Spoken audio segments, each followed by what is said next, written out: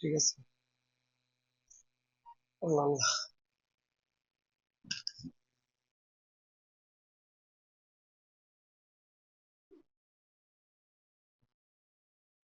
ঠিক দেন।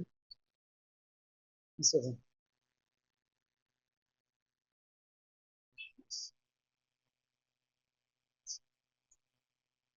জন্মদিন।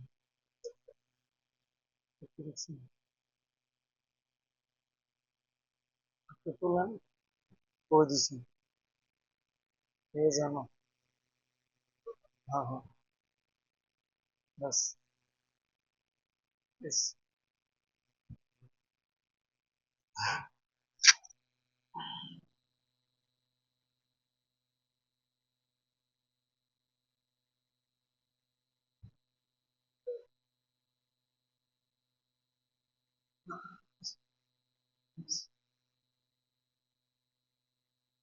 الصلاة والسلام عليك يا رسول الله. الصلاة والسلام عليك يا حبيب الله. الصلاة والسلام عليك يا شافي المذنبين. الصلاة والسلام عليك يا رحمة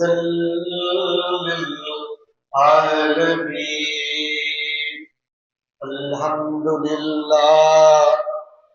الحمد لله الذي خلق الإنسان وعلمه البيان.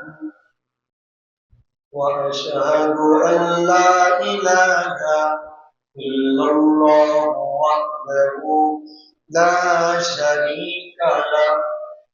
وأشهد أن سيدنا وسندنا وطبيبنا وطبيب قلوبنا ومولانا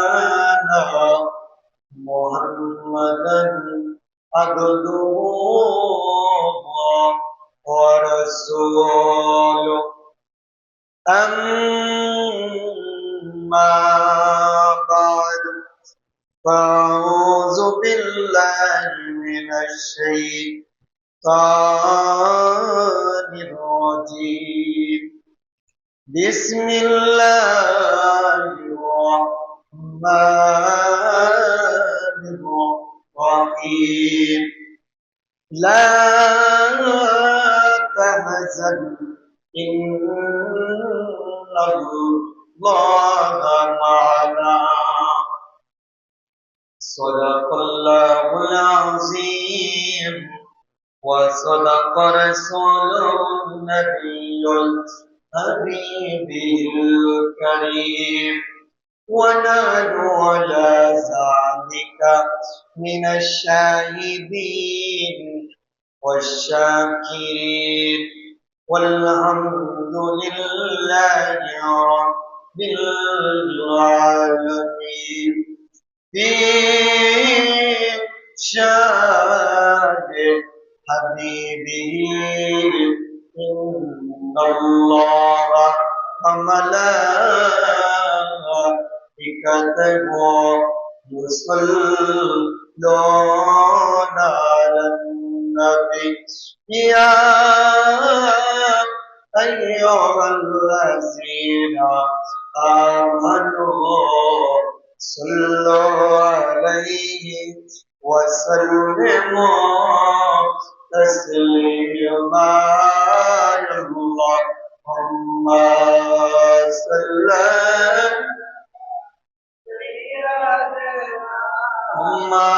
مولانا محمد وعلى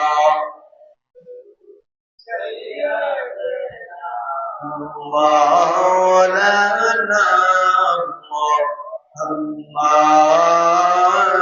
اللهم صل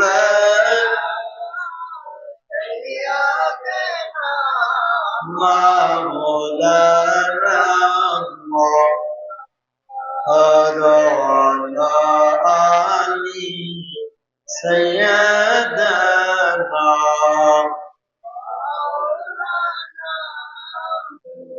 আসমান জমিন ডেকে বলেন আজ আমাদের খুশির দিন এই রাতে তশরীফ আনলেন রহমাতাল লিল আলামিন আল্লাহুম্মা সাল্লি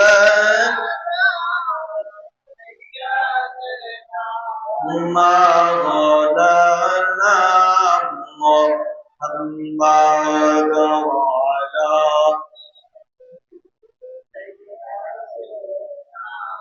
مولانا মক্কা ও মদিনাবাসী তোমরা কত ভাগ্যবান মক্কা ও মদিনাবাসী তারা কত ভাগ্যবান নূর নবীজি রূপ দেখিয়া কাফের হইল মুসলমান আল্লাহুম্মা সাল্লি সাইয়্যিদানা মাওলানা মুহাম্মদ ওয়া আলা আলিহি ওয়া সাইয়্যিদ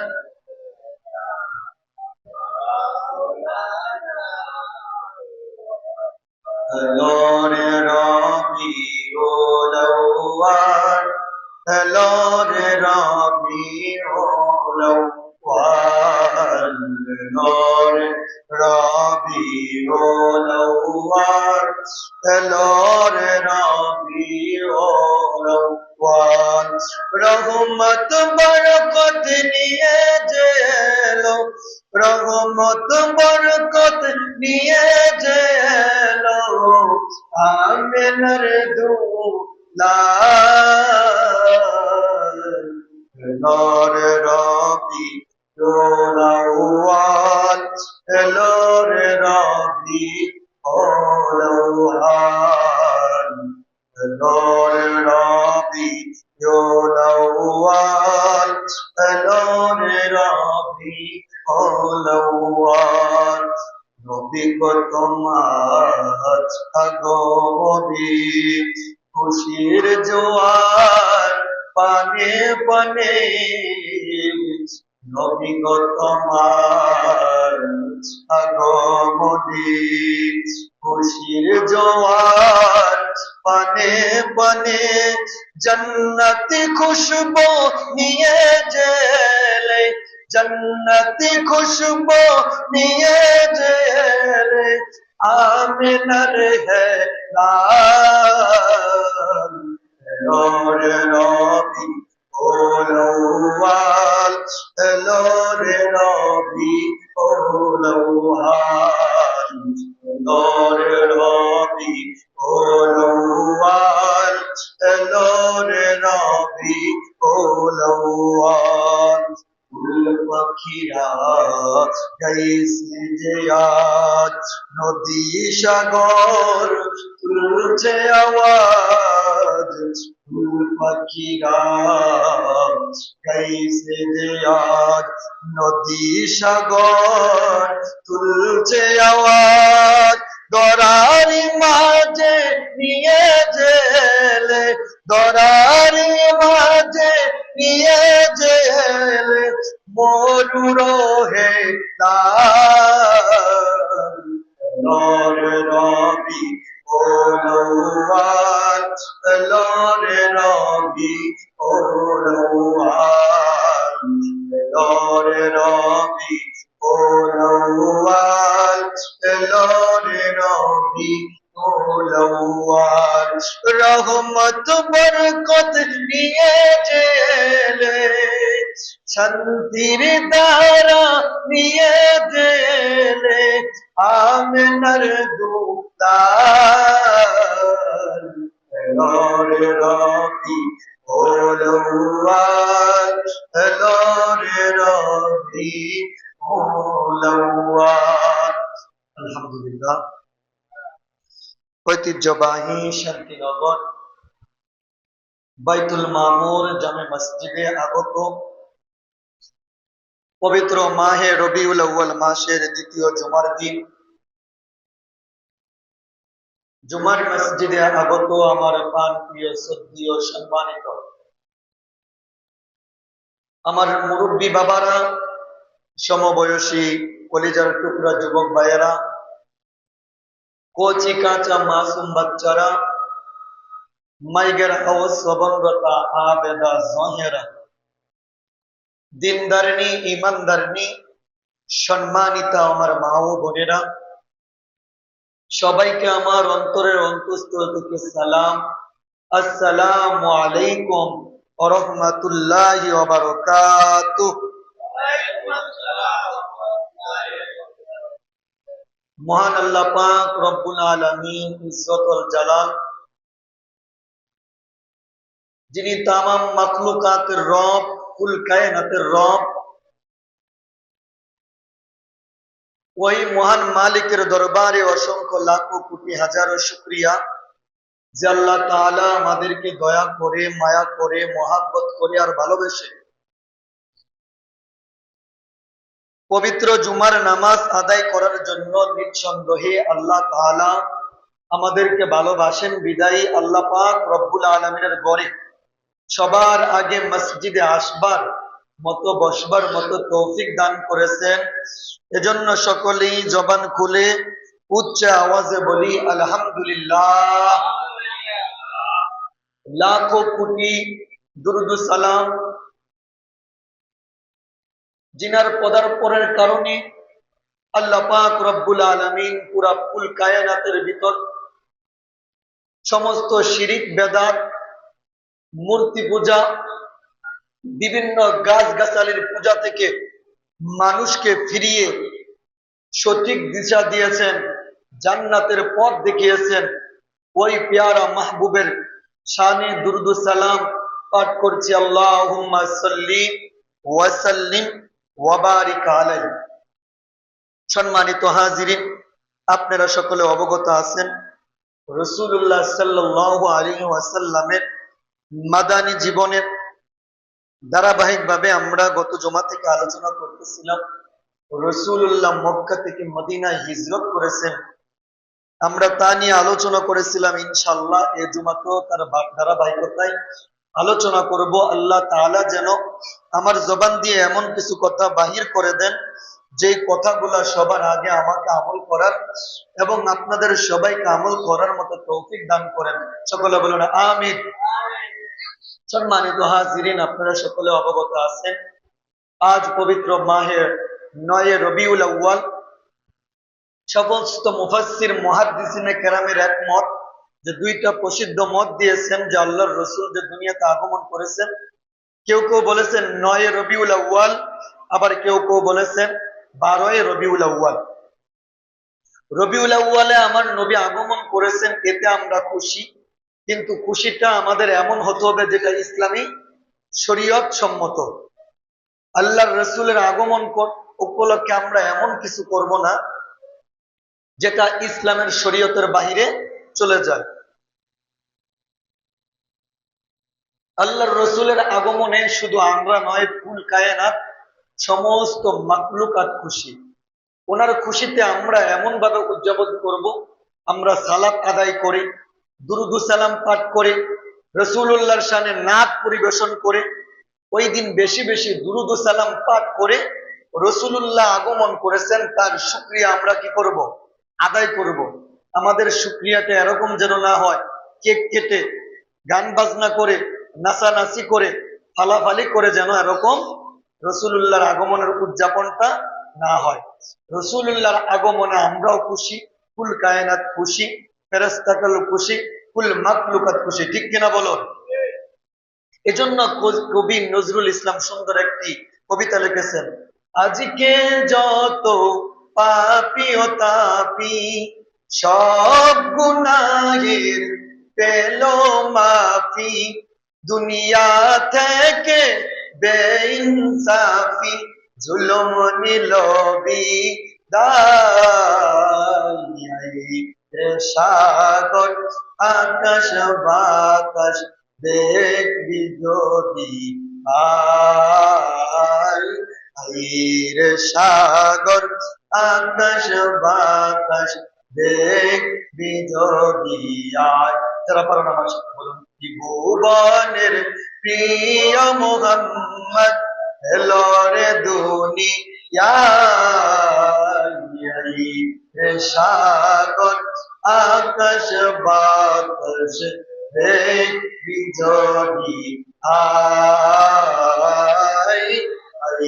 রে সাগর আকাশ বাতাস দেখবি যদি আয়। ভালো লাগলে জবান খুলে বলুন আল্লাহু আকবার। আরো জবান খুলে বলুন আল্লাহু আকবার। আমরা রাসূলুল্লাহর আগমনে খুশি না বেজার? আরো জবান খুলে বলুন খুশি না বেজার? আমার নবী আগমন করেছেন, নবী যখন মায়ের গর্ভে ছিলেন, হযরত আমেনা রাদিয়াল্লাহু আনহা ওনার গর্ভটা উনি কেমন হালতে ছিলেন। উনি যখন রাস্তা দিয়ে হাঁটতেন, ওনার শরীর মোবারক থেকে মেশকা আম্বরের গন্ধ দিয়ে যেদিক দিয়ে যাইতেন ওই পুরাটা দিক ভরে যাইতেন। মক্কা নগরীতে অপপ্রচার শুরু হয়ে গেল যে আব্দুল মুতালিবের পুত্রবধূ ওই জমানায় ছিল যখন তার স্বামী মারা যাবে তার বিভিন্ন আতর সুরমা লাগানো নিষেধ ছিল। তো আল্লাহর রাসূল যখন গর্ভে ছিল, আমেনা যখন রাস্তা দিয়ে হাইটা যাইতেন, ওনার শরীর থেকে মেশকা আম্বরের গন্ধ শুরু হয়ে যাইত, রাস্তায় ভরে যাইত। মক্কার নারীরা বলতে লাগলো যে আব্দুল মুতালিবের পুত্রবধূ তার স্বামী মারা গেছে, তারপরও শরীরে মেশকা আম্বর লাগায়। একে একে যাইতে যাইতে আব্দুল মুতালিবের কানের ভিতরে চলে যায়। আব্দুল মুতালিব তার বিবিকে ডাক দিয়া বলে, বিবি রে, তোর পুত্রবধূ তো আমাদের নাক কান কেটে দিচ্ছে। মক্কা নগরীতে এলান হয়ে যাচ্ছে যে আমার ছেলে মারা গেছে, তারপরও তোমার পুত্রবধূ তোমার বেটি বিভিন্ন সুগরান লাগাইয়া লাগাইয়া মক্কা নগরীতে ঘোরাফেরা করে। এই কথা যখন বলছেন, আব্দুল মুতালিব ডাক দিয়ে বললেন যে তুমি আমার সামনে আসো। যখন আসলেন, ডাক দিয়ে বললেন যে তুমি কেন তোমার শরীরে বিভিন্ন সুগরান লাগাও? আমেনা বললেন, বাবা, আমি তো সুগরান লাগাই না। আমি যখন আমার সন্তানটা আমার গর্ভে যখন আসলো, আমি যখন কুয়া থেকে পানি উঠাইতে যাই, আমি দেখতে পারি অন্যান্য সময় বালতিটা আমার নিচে নামাইতে হয়, কিন্তু যখন আমার সন্তানটা আমার গর্ভে আসলো, আমাকে আর কুয়া থেকে পানি উঠাইতে হয় না। আমি কুয়ার সামনে যাওয়ার সাথে সাথে এমনি এমনি পানিগুলা উপরে উঠে যায়। সুবহানাল্লাহ বলবেন না? আমেনা বলেন, আমি যে রাস্তা দিয়ে হাইটা যাই, অন্যান্য সময় পাথর গুলা যখন থাকতো, পাথরে আমার পাও গুলা লাগলে আমার পাওটা কষ্ট হয়ে যাইত, কিন্তু যখন আমার সন্তানটা আমার গর্ভে আসছে, আমি যখন মাটির ভিতরে পাও গুলা লাগাইতাম, পাথরের ভিতরে পাও গুলা লাগাইতাম, বাবা, আমার পাও গুলা লাগানোর সাথে সাথে আমার পাও গুলার পাথর গুলা তুলার চাইতে নরম হয়ে যাইত। শুধু তাই নয় বাবা, আমি যখন যেই রাস্তা দিয়ে হাইটা যাইতাম, আমি তাকাইয়া দেখতাম উত্তপ্ত রৌদ্রের ভিতর আমি যেই রাস্তা দিয়ে হাইটা যাইতাম, আমার মাথার ভিতর কে জানে আইসা একটা মেঘমালার ছায়া আমার মাথার ভিতর লাগাইয়া দিতেন। জোরে সোরে বলে সুবহানাল্লাহ। মুসলমান বাইরারে, আমার নবীজি আমার দুনিয়াতে আগমন করেছেন। সমস্ত দুনিয়ার মানুষগুলা, সমস্ত শিশুগুলা দুনিয়াতে যখন আগমন করেন, আগমন করা অবস্থায় তাদের শরীরে কোনো কাপড় থাকে না, কোনো পোশাক থাকে না। আমার নবী, আপনার নবী দুনিয়াতে যখন আগমন করেছেন, রহমাতুল লিল আলামিনকে সুন্নাত কান্না করাইয়া আল্লাহ তাআলা জান্নাতের পোশাক পরাইয়া আমার পেয়ারা মাহবুবকে আল্লাহ তাআলা দুনিয়ার জমিনে আগমন করাইছেন। নবী যখন আগমন করেছেন পুরা পৃথিবীর জগৎটা মক্কা নবীর তেইকা রোম সম্রাটের যে হেরাস রোম সম্রাটের যে পরাশ্র ছিল ওই পরাশ্রর সামনে যে মূর্তিটা ছিল মূর্তিটা ভাঙ্গা গেছেন। শুধু তাই নয় আমেনা তো সাদিয়ার গর মুবারক তেইকা আরশ আজিম পর্যন্ত নূরে নূরান্বিত হয়ে গেছে। শুধু তাই নয় নবী আমার যখন দুনিয়াতে আসলেন সমস্ত বাচ্চাগুলা ওয়া ওয়া বলে কান্না করেন। আমার নবী দুনিয়ার জমিনে আগমন কইরা সমস্ত বাচ্চাদের মতো ওয়া ওয়া করে কান্না করেন নাই। নবীজি আমার দুনিয়াতে আইসা নামাজের শুরুতে বসে গেছেন। নামাজের শুরুতে বসিয়া আত্তাহিয়াতুর শুরুতে বসিয়া নবীজি আমার সঙ্গে সঙ্গে সাজদায় পড়ে গেছেন। সাজদায় পড়িয়া নবীজি আমার সঙ্গে সঙ্গে সাক্ষী দিলেন আশহাদু আল্লাহ ইলাহা ইল্লাল্লাহ ওয়া আন্না মুহাম্মাদার রাসূলুল্লাহ। জবান খুলে বলি আল্লাহু আকবার, আর জবান খুলে বলি আল্লাহু আকবার। ওই নবীজির আগমনে আমরা খুশি না বেজার? আল্লাহর নবী বলেন, হে সাহাবায়ে কেরাম, আমি রাসূলুল্লাহ আমার আগমন উপলক্ষ করে আমি ওই দিন প্রত্যেক সোমবার দিন আমি রাসূলুল্লাহ রোজা রাখছি। তোমরাও কি করো? ওই দিন আমি রাসূলুল্লাহর সুন্নতকে তোমরা পালন করো। ওই দিনও তোমরা কি করো? রোজা রাখো। ওই দিনও কি করো? আল্লাহর রাসূল প্রত্যেক সোমবার দিন রোজা রাখতেন। সাহাবায়ে কেরাম জিজ্ঞাসা করলেন, ইয়া রাসূলুল্লাহ আপনি কেন রোজা রাখেন? আমার নবী বলেন যে এই দিন আমি দুনিয়াতে আগমন করেছি। শুধু তাই নয়, এই দিন আল্লাহ তাআলা আমাকে নবুয়ত দিয়েছেন। এই জন্য আমি এই দিন উপলক্ষ করে আমি প্রত্যেক সোমবার দিন রোজা রাখি। তোমরাও কি করো? এই দিন রোজা উদযাপন করো। এজন্য নবীর আগমনে যদি আমরা কেউ খুশি হতে চাই, এক নাম্বার আমাদেরকে কি করতে হবে? বলুন কি করতে হবে? সিয়াম পালন করে নবীজির আগমনকে কি করতে হবে? আমাদেরকে স্বাগতম জানাইতে হবে। আমরা পালন করব তো ইনশাআল্লাহ। রোজা রাখার মাধ্যমে নবীজির আগমনকে আমরা কি করব? উদযাপন করব। বিভিন্ন ওই দিন যা পারেন বরের আপনার সন্তানদের জন্য ভালো ভালো খাবার রান্না করলেন, দুরূদ শরীফ পড়লেন, শুকরিয়া তার নামাজ আদায় করলেন, আল্লাহর কাছে ফরিয়াদ করলেন।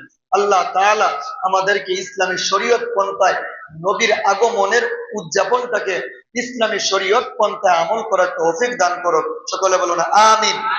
সম্মানিত হাজিরিন, গত জুমায় আমরা আলোচনা করতেছিলাম আল্লাহর নবীকে যখন সমস্ত কাফের মুশরিকরা বিভিন্ন ভাবে অত্যাচার করতে লাগলো, নবী আমার নিজের ঘর থেকে বাহির হয়ে গেলেন। হযরত আলী রাদিয়াল্লাহু তাআলা আনহু ওনার বিছানায় রেখে গেলেন।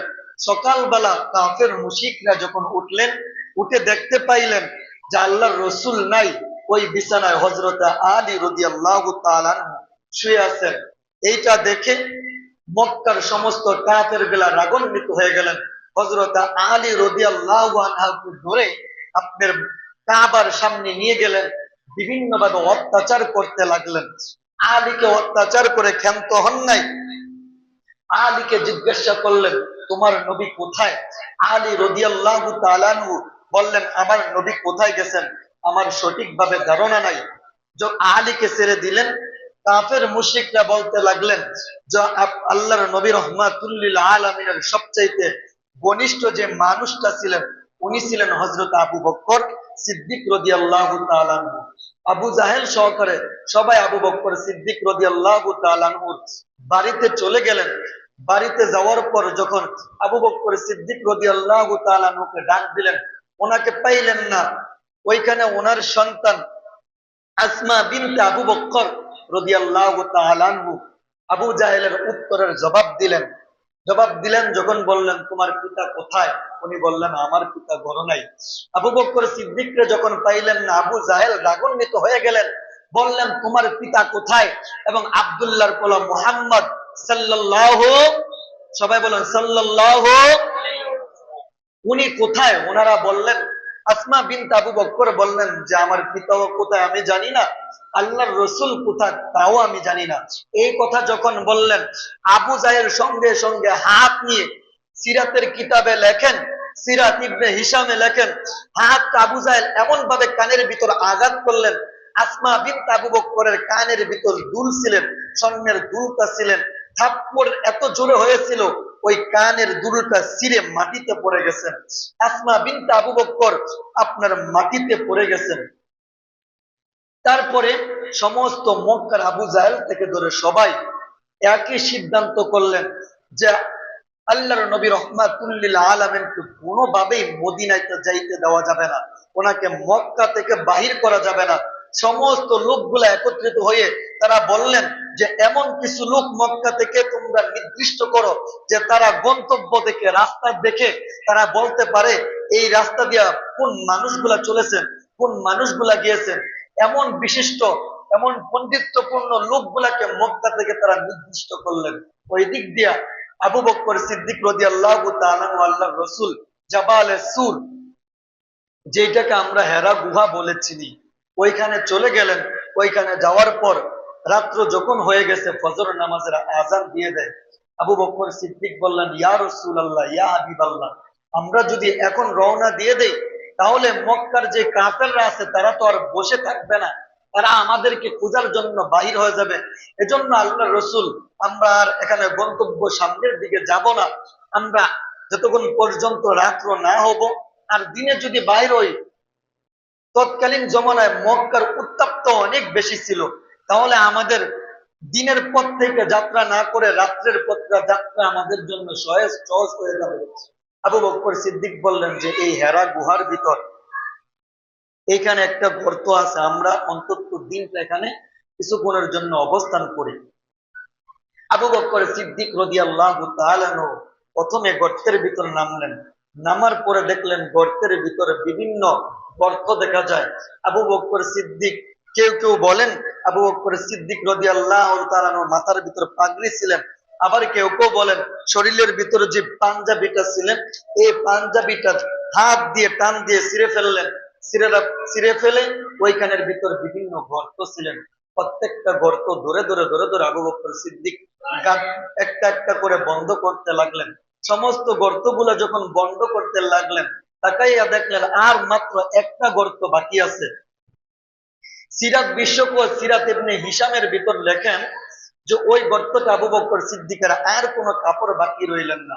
আবু বকর সিদ্দিক রাদিয়াল্লাহু তাআলা ওনার পাও মুবারকটা ওই গর্তের ভিতর লাগাইয়া দিলেন। আবু বকর সিদ্দিক রাদিয়াল্লাহু তাআলা ডাকবেন, ইয়া রাসূলুল্লাহ, ইয়া হাবিবাল্লাহ, এবার গর্তটা নিরাপদ, আপনি এই গর্তের ভিতরে আসেন। আবু বকর সিদ্দিক যখন ডাক দিলেন আমার নবী রহমাতুল লিল আলামিন, আবু বকর সিদ্দিকের উরু মুবারকের ভিতর শুয়ে পড়লেন। আল্লাহর রাসূল সারাদিন রাত্রটা ক্লান্ত, ঘুমান নাই। আবু বকর সিদ্দিকের এই উরু মুবারক ঘুমিয়ে গেলেন। ওই দিক দিয়ে আবু বকর সিদ্দিক যখন পাওটা গর্তের ভিতর দিছেন, ওই গর্তের ভিতরে একটা সাপ লুকায়িত ছিল। যখন সাপটা লুকায়িত ছিল, আবু বকর সিদ্দিক যখন পাওটা সরান না, বিভিন্ন ভাবে সাপ চেষ্টা করলেন পাওটা সরানোর জন্য। যখন পাওটা সরালেন না, ওই সাপটা বাধ্য হয়ে আবু বকর সিদ্দিক রাদিয়াল্লাহু তাআলা আনহুর পাও মোবারকের ভিতরে দংশন করতে লাগলো। যখন দংশন করতে লাগলো, আবু বকর সিদ্দিক তারপরে পাওটা সরাইলেন না। আবু বকর সিদ্দিক রাদিয়াল্লাহু তাআলা আনহুর পুরাটা শরীর নীল হয়ে গেল। নীল হওয়ার পর আবু বকর সিদ্দিক রাদিয়াল্লাহু তাআলা আনহুর চোখ দিয়ে জর্জর করে পানি পড়তেছে। মুসলমান ভাইরারে আমার, ভালোবাসা কাকে বলে, নবীর মুহাব্বত কাকে বলে, নবীর প্রতি ত্যাগ কাকে বলে? আবু বকর সিদ্দিক রাদিয়াল্লাহু তাআলা আনহুর পুরা শরীরটা বিষে বিষান্বিত হয়ে গেল, পুরাটা শরীর নীল হয়ে গেল। ওই দিক দিয়া সাপ যখন আবু বকর সিদ্দিক গর্ত থেকে পাওটা সরায় না, একের পরে এক দর্শন করতে লাগলো। আবু বকর সিদ্দিক রাদিয়াল্লাহু তাআলা আনহুর পুরাটা শরীর নীল হয়ে গেল। আবু বকর সিদ্দিকের চোখ দিয়া পানিগুলা ঝরতে ঝরতে যখন একটা সময় আইসা আমার নবী, আপনার নবী রহমাতুল লিল আলামিনের শরীর মুবারকে পড়ে যায়, নবীজি আমার চোখের পানি পড়ার সাথে সাথে নবীজি আমার জাগ্রত হইয়া তাকাইয়া দেখেন আবু বকর সিদ্দিকের পুরাটা চোখ গুলা লাল হয়ে গেছে, আবু বকর সিদ্দিকের পুরাটা শরীর নীল হয়ে গেছে। ডাক দিয়ে বলে, আবু বকর, ও আবু বকর, তুমি কি তোমার মক্কা নগরী ছাড়ার কারণে, সন্তান রেখে আসার কারণে, বাড়ির মায়ায় তুমি কি তোমার চোখ দিয়া তোমার জর জর করে পানি পড়তেছে? আবু বকর, ও আবু বকর, তুমি কি তোমার সন্তানের মায়ায় কান্না করতেছো?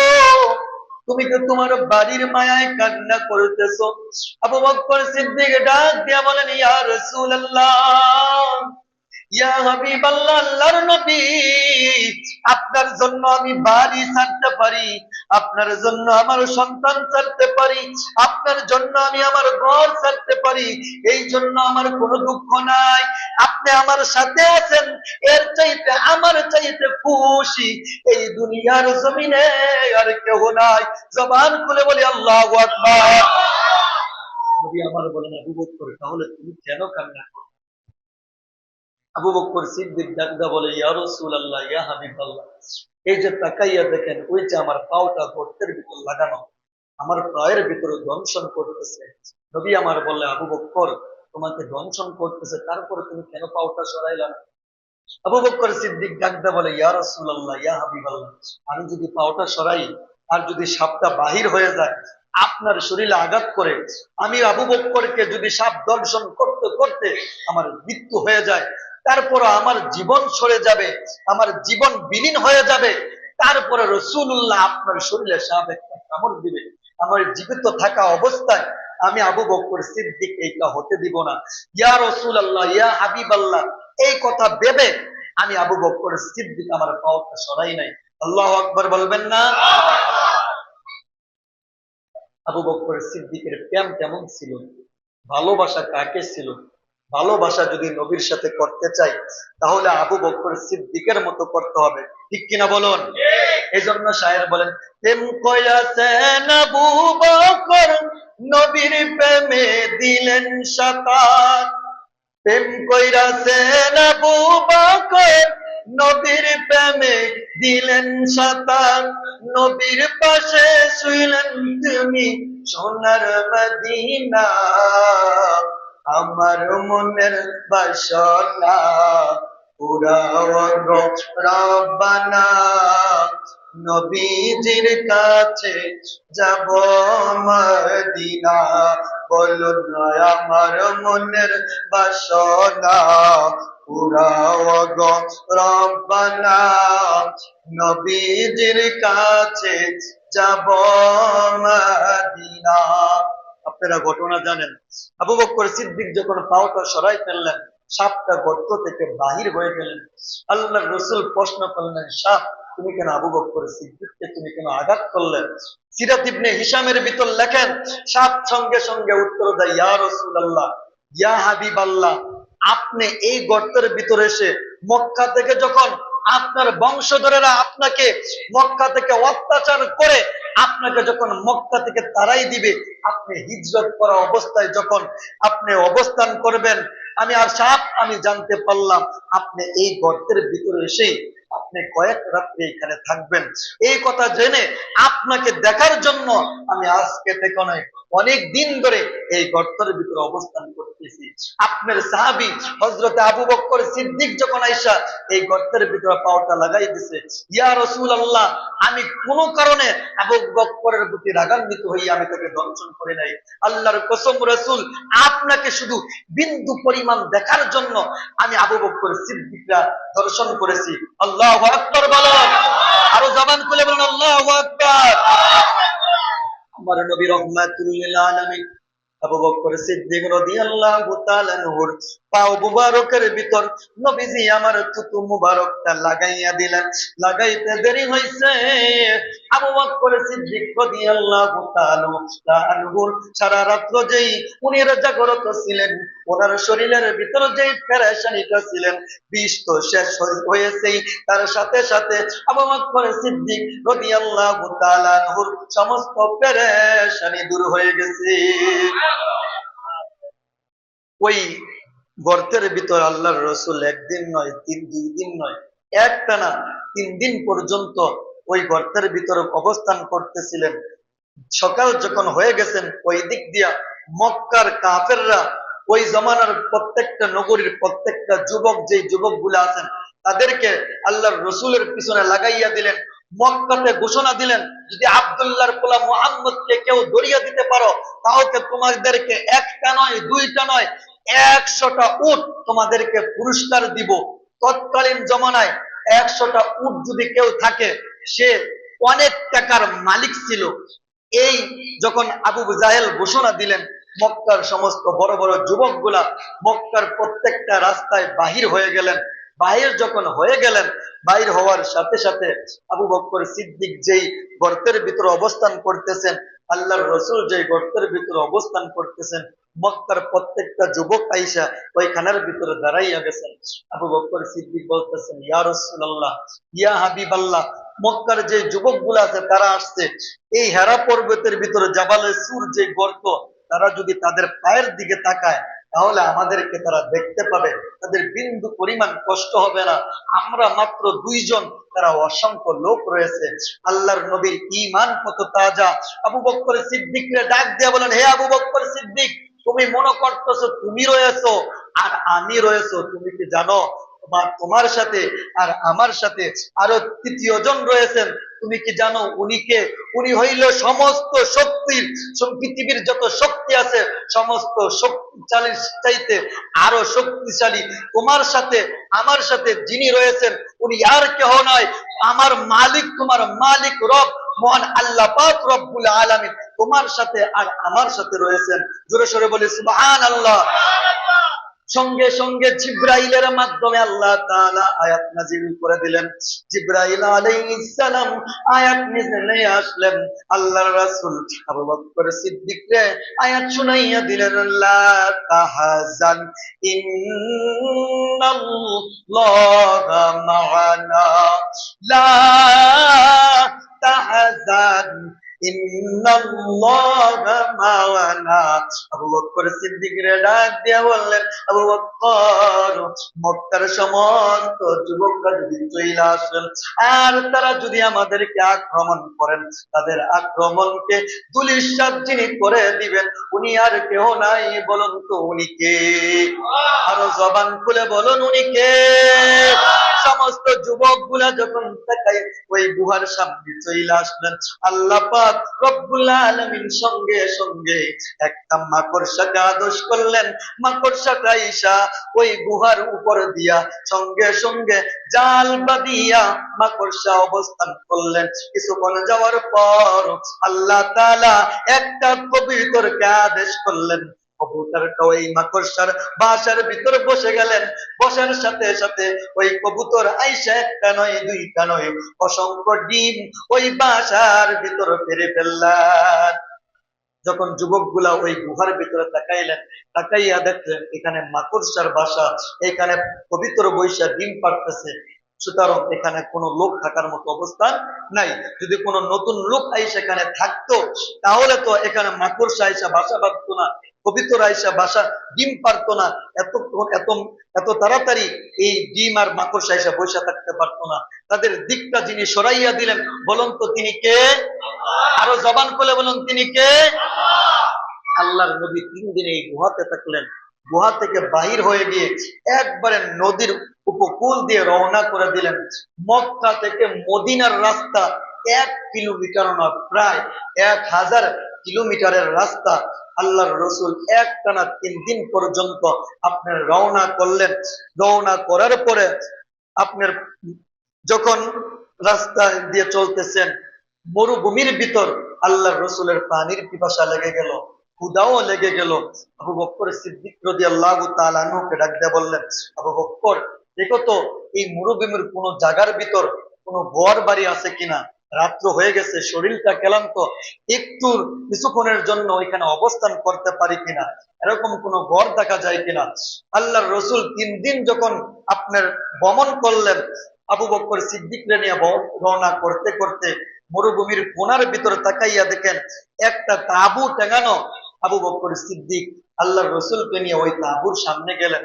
সিরাত ইবনে হিশামের ভিতর সুন্দরভাবে লেখলেন, আবু বকর সিদ্দিক যাইয়া ডাক দিলেন, ইয়া আবা বকর ইফতাহিল বাব, হে আবু বকর সিদ্দিক, ওই তাঁবুর ভিতর কে আছে তাকে একটু ডাক দাও।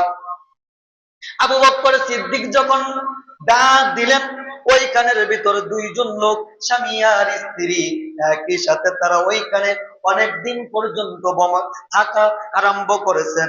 সঙ্গে সঙ্গে যখন আবু বকর ডাক দিলেন, ওই তাঁবু থেকে একটা মহিলা উত্তর দিলেন, মান আনতা ওয়া মা আনতা, তুমি কে, তোমার সাথে যিনি আছেন উনি কে। সঙ্গে সঙ্গে আবু বকর সিদ্দিক রাদিয়াল্লাহু তাআলা আনহু বলেন, যেহেতু মিনাল মক্কা ইলাল মাদিনা, আমরা হইলাম ওই প্রতীক, আমরা মক্কা থেকে আসছি, আমরা মদিনার দিকে অগ্রসর হয়ে যাব। তাঁবুর ভিতরে যে লোকগুলা ছিলেন তাদের ভিতরে একজনের নাম ছিল, স্ত্রীর স্বামীর নাম ছিল মাবাদ, আর স্ত্রীর নাম ছিল উম্মে মাবাদ। আবু বকর সিদ্দিককে আল্লাহ রসুল বললেন, আবু বকর ডাক দিয়ে বলো তাদের ঘরের ভিতরে একটু পানি আছে কিনা, যদি পানি থাকে তাদেরকে বলো একটু পানি দেওয়ার জন্য। আবু বকর সিদ্দিক যখন বললেন আমাদেরকে একটু পানি দাও, উম্মে মাবাদ বললেন, আজকে সকাল থেকে বিকাল হয়ে গেল, আমার স্বামী সকালবেলা ঘর থেকে বাহির হয়ে গেছে, উনি সারাদিন বকরি আপনার পাহাড়ের ভিতর বকরিগুলা লালন পালন করেন, যখন বিকাল হয়ে যায় উনি পানি নিয়ে আসেন, আমাদের ঘরের ভিতর বিন্দু পরিমাণ কোনো পানির ব্যবস্থা নাই। আল্লাহর নবী বললেন, আবু বকর সিদ্দিক, ওনার ঘরের সামনে দেখা যায় একটা ছাগল বসা, ছাগলটা রশি দিয়ে বাঁধা, আপনি বলেন এই ছাগলটাকে নিয়ে আপনি ওনার অনুমতি নেন, নিয়ে আইসা বলেন ছাগল থেকে একটু দুগ্ধ আয়া আমরা দুগ্ধ পান করব। উম্মে মাবাদকে যখন আল্লাহর রসুল আবু বকর সিদ্দিক বললেন, উম্মে মাবাদ, তোমার ঘরের ভিতরে একটা ছাগল বাঁধা, এই ছাগলটা যদি তুমি অনুমতি দাও তাহলে এটা থেকে আমরা দুগ্ধ দোয়াইয়া আমরা দুগ্ধ পান করব। উম্মে মাবাদ অবাক হয়ে বললেন যে তোমরা যে ছাগলটা দেখতেছো এটা অসুস্থ প্রতিবন্ধী, এই জন্য আমার স্বামী এটাকে রেখে গেছে, এটাতে কোনোভাবেই সম্ভব না দুগ্ধ দোয়ানোর জন্য। আল্লাহর নবী বললেন, আবু বকর আপনি উম্মে মাবাদ ওনার থেকে অনুমতি নেন, উনি যদি অনুমতি দেয় তাহলে এই ছাগল থেকে আমরা দুগ্ধ পান করব। আবু বকর সিদ্দিক যখন বারবার বলতেছিলেন, মহিলাটা রাগান্বিত হয়ে যে তোমরা কি পাগল হয়ে গেছো, একটা অসুস্থ ছাগল এই থেকে কিভাবে দুগ্ধ পান করা যায়।